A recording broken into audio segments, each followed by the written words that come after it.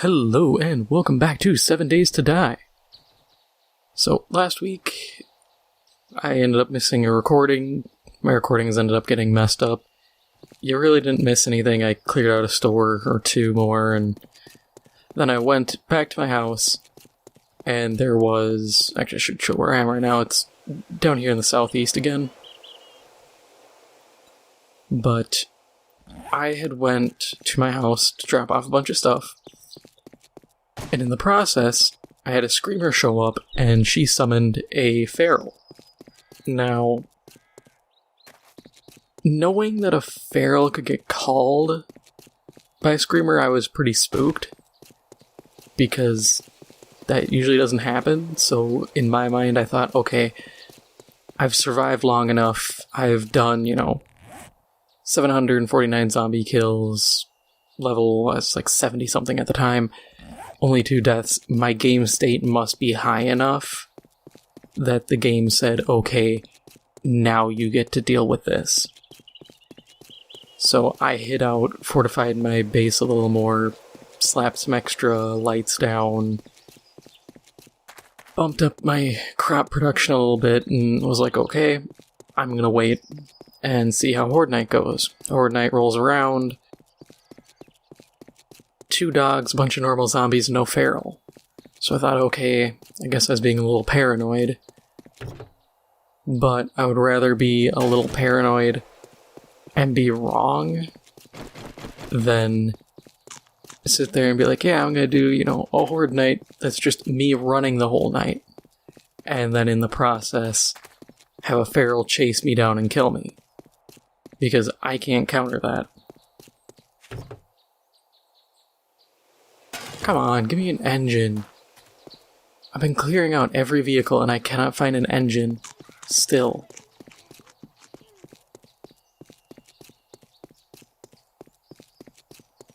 But yeah, the plan this time around is just keep following a road, find some place, clear it.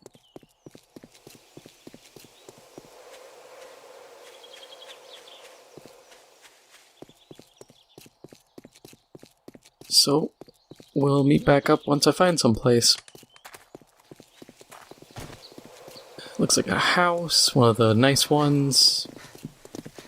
Working stiff, gas station. Nothing. Okay.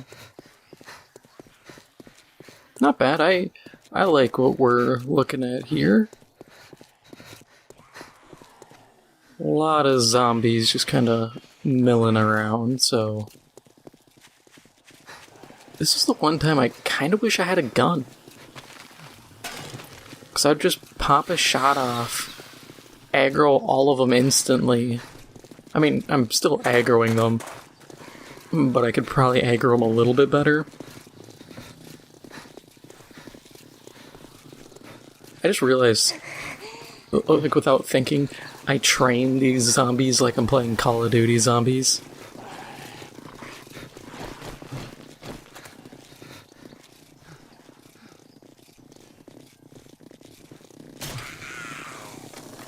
I just thought it was amusing that I just kind of reflex do that.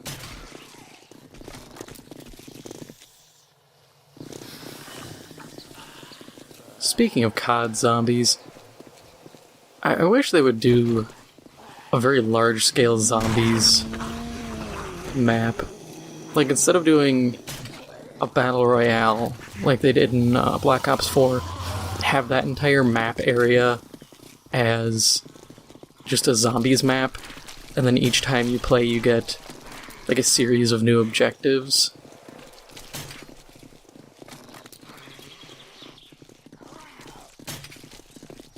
So one time I'd be like, hey, go to the, what was it? It's the dam from Black Ops 2. That's like, hey, go here, and there'll be like an item you have to get, or you have to hold out for X number of rounds, or you have to find a human survivor NPC and escort them somewhere. Kind of the stuff that they did in Advanced Warfare that admittedly worked. Like, people rag on Advanced Warfare a lot. I rag on it. I think the game kinda sucked. But the zombies mode, some of the stuff they added I thought was really good.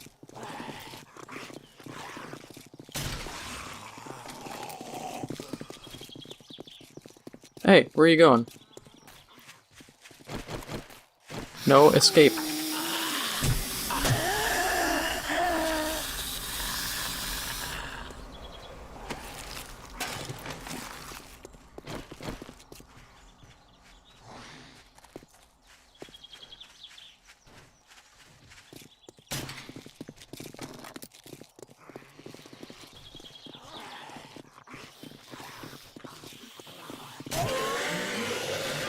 Yeah, I just...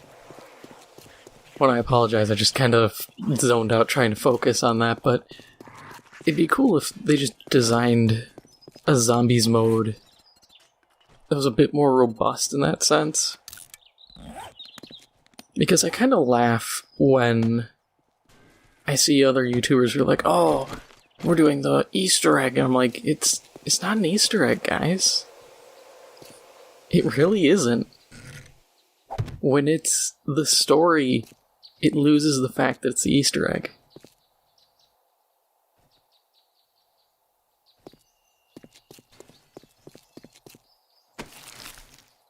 It just baffles me. Because it's like, when your story is the Easter egg, it's not really an Easter egg anymore. Back in the day when it was just, hey, survive, and people found that there was little things to do to maybe unlock a wonder weapon or do some little thing or play a song. Like, hey, that's an Easter egg. That's something that the devs hid in there. Not something they overtly put in, and it's grown into its own thing. Like, look at Black Ops 3. Black Ops 3... Yeah, Revelations was in 3. What was that? Yeah, that was 3. Like, look at all the stuff for Revelations, and all the stuff they did for both the Chaos storyline and Ultimus? Primus? Whatever it is. Oh, you finally came to join us.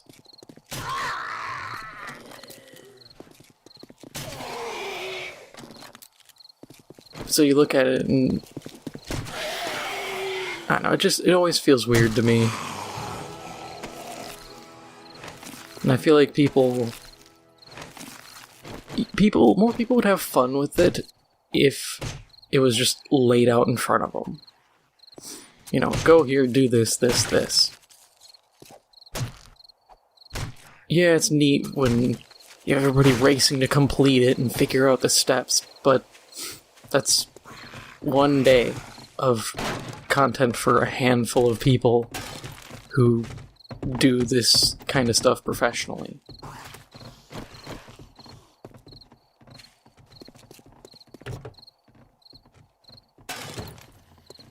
It's kind of like when you see, at least in Destiny, when people race to complete a raid.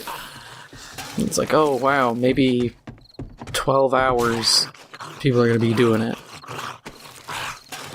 And I always laugh, because it's like, oh man, it took 12 hours and 600 wipes to figure out this whole thing. And I'm like, have you guys seen how long it's taken some bosses in WoW?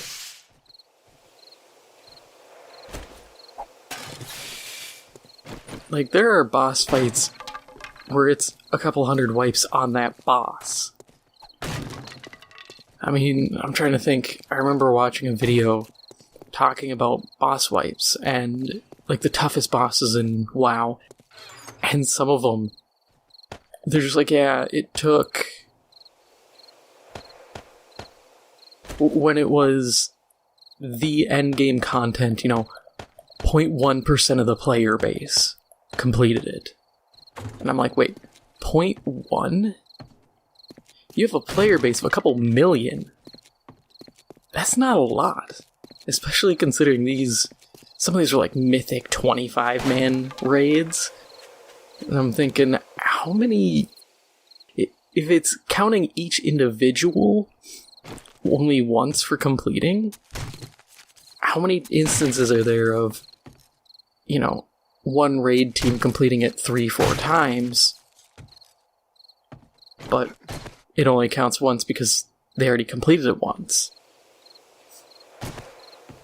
It leads to things like that where it's like you might have had a higher number of completions than what it shows, but you're still having an extremely small number of people completing it.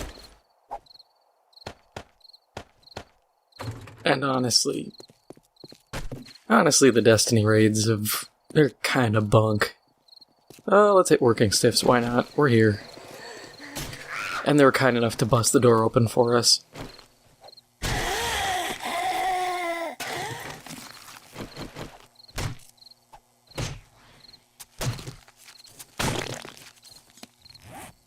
The funny thing there is, like,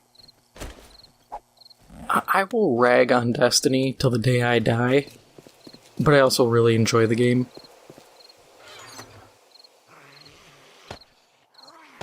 And Destiny 1 was my first introduction to raiding in games.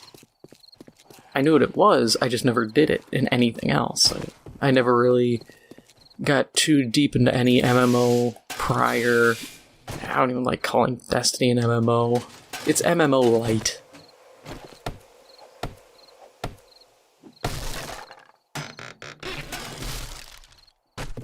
You know, half the MMO, half the calories kind of deal.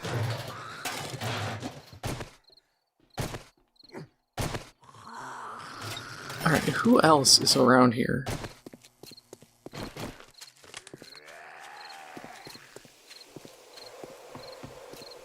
Because I might as well clear everything out. Okay, so I think they're in the back.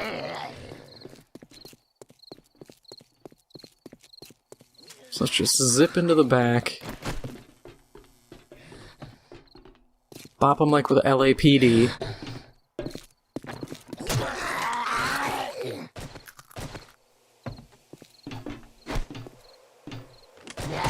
Some guy's resisting arrest. Got him. Donuts for everybody. But as I was saying, like, Destiny was my first introduction to raiding, and even I knew it wasn't that big a deal.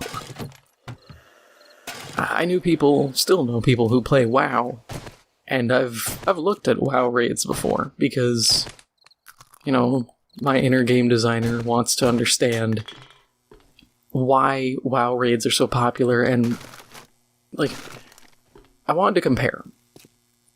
Because if you play Destiny raids, you know those things from Vault of Glass to... God. I know the last one was dealing with the nightmare stuff, but I haven't even seen anything on it. I couldn't care anymore if I tried. Couldn't care any less if I tried. But going from, like, Last Wish. The Last Wish raid, from Vault of Glass to Last Wish, you can tell that they've made it more mechanically intensive. Like, it used to just be like, oh yeah, there's one or two guys have to manage some little thing, for the most part, and, you know, stand on a plate here, shoot a thing there, don't die. Basic stuff. Anyone with, you know, half a functioning frontal cortex can figure it out. But they've gotten to this point where it's like, okay, you need to have, you know, 6 charts ready to analyze this. You need to have one guy ready to wall run when the boss does a 360 and grabs his junk like Michael Jackson, but you have 4 seconds to do it, otherwise he AoE nukes and wipes the entire raid. But if you manage to complete it, then you have, you know, 6 seconds to shoot the weak point under his left arm, otherwise he will nuke and kill everyone anyways, and it's like, who designed this crap? WoW, it's like, hey, this boss is gonna put a stack on you, and if you get away from him, the stacks bleed off. Otherwise, if you stay near him, every, minute he's gonna do a move, and that move, consumes all stacks and deals more damage. And it's like, oh, okay.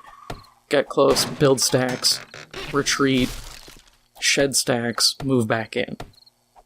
And that's gonna be like the big mechanic. Or it'll be like, hey, you're gonna get pushed back.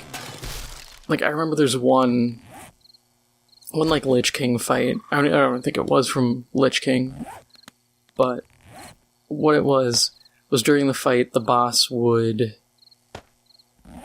start to... he'd push you back with a shockwave, and then during that shockwave, you would end up having to kind of get close again, because the outer ring of the map would fall off, and he would summon, like, harpies or gargoyles to pick you up, and they would fly you over the edge and drop you and kill you. And I was like, oh, that's a cool, little mechanic. It's not some overt thing that they're beating you over the head with that's, stupidly difficult. It's just like, hey, be careful, don't die. It's like, okay, I can do that. I may not be the smartest man alive, but I think I can not die.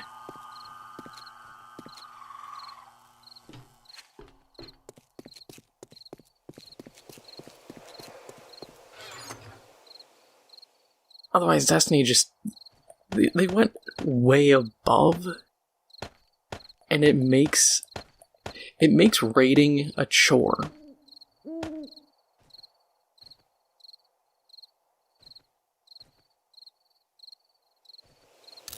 And that's probably the worst part, is it takes away the fun of the game,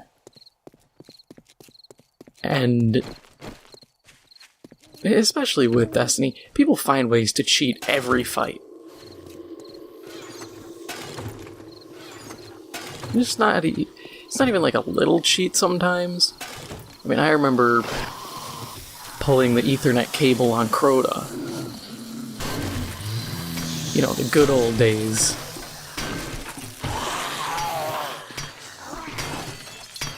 I use Wi-Fi, so I can never do it. I had to have a friend of mine who actually plugged in his PlayStation to do it. And, we cheesed that fight, even though eventually we got so good at it that we could two-man the fight.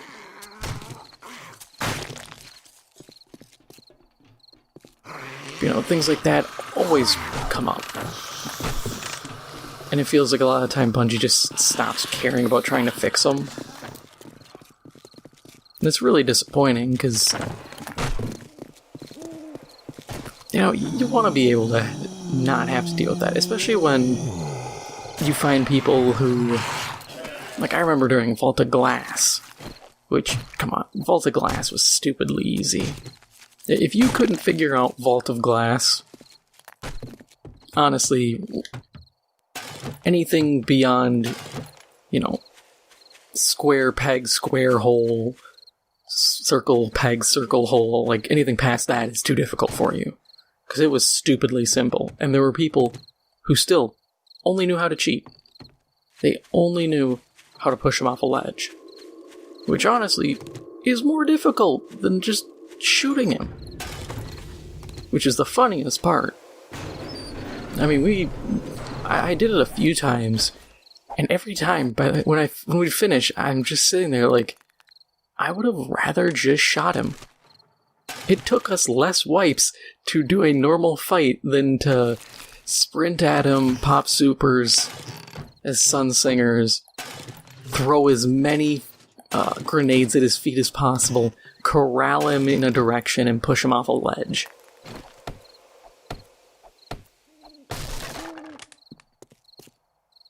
And honestly, every time I did the cheat, I got crap rewards. The only time I ever didn't get screwed over... Actually, no, every time I did. I never got anything good.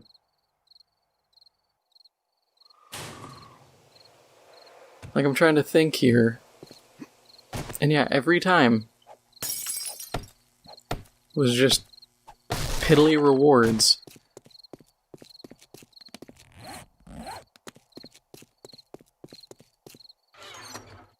I will admit it was funny though, the last time I ever finished Vault of Glass, because that was around... That was just before Taken King, I want to say. It was either just before Taken King dropped, or it was just before I quit playing. No, it was just before Taken King, because everything was getting rendered crap. And I finally got Mytho, the Vex Mythic class. And part of me was like, finally, I got the good gun. But this was already after it got nerfed into the ground, and... It was still nice to have. I always wanted it to come back so I could at least keep it and flex on people in D2, but... To my knowledge, that never happened. Or Fatebringer. I miss Fatebringer, that was a fun gun.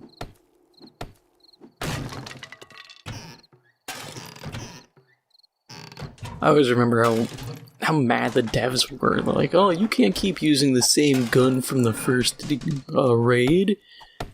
We may spend all this time making other guns. I'm like, yeah, but this thing had a static roll. Or at least semi-static roll, and it was good. Was it semi-static or static? Because I know mine had...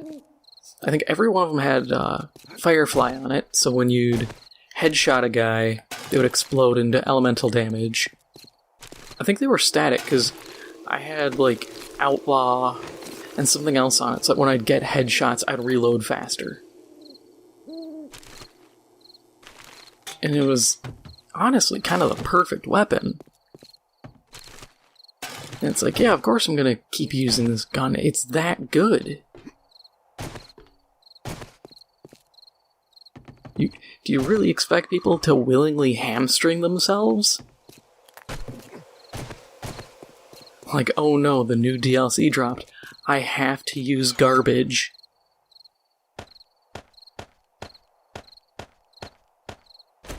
I don't know who would agree to that deal, but I wouldn't.